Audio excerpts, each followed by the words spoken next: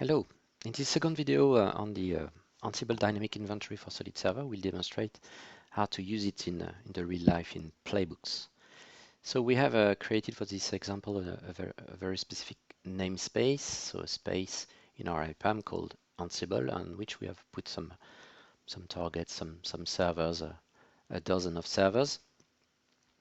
For sure, the server has an IP address in the IPAM and also are present in our device manager, though they are part of 6,000 nodes. And this is on this subset that we will play for this demonstration.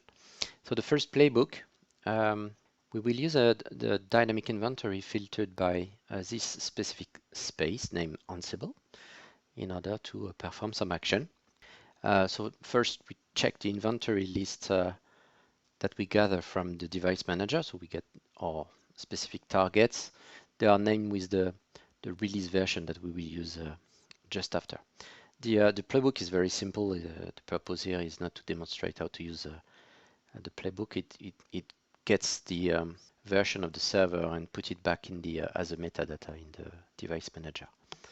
So here we run the playbook first listing the targets just to check that we will not break anything, and just to let you know that we are using the pattern of all hosted grabbed from the inventory. And then we run the playbook. So the playbook will get the version and put the information back as a metadata in device manager. So once the playbook is running, we start having information in our device manager for those servers. So let's wait for it to finish, and then we can see that we have now in device manager all the version, the release date, the collection date, and the OS name collected for those servers as an example.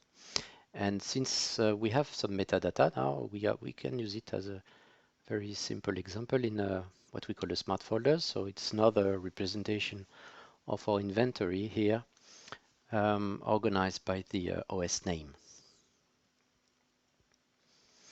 In the second test, we do a grouping in addition by the OS version, because we want the playbook to be applied only on specific version, here the 7.6 of our CentOS, and we want to perform an upgrade.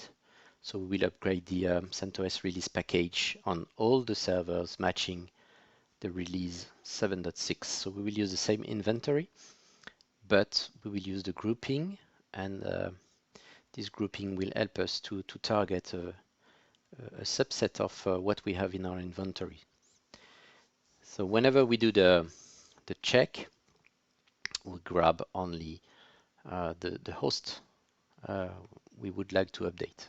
So now performing the update on those 3 nodes, we will have an update for those 3 nodes on the OS release. So they will go from 7.6 to 7.8 of CentOS. It's a very quick playbook. It probably not have a very interest in your production, but that's an example of how to use it.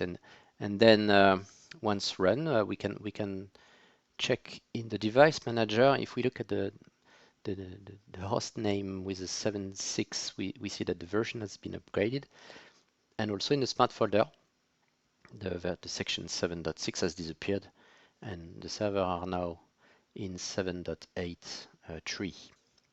So in this very small example of how to use the playbook, we see that there's a lot of interest of using the IPAM as a central repository, because it's a very good candidate for filtering, manipulating data as metadata, and perform specific actions.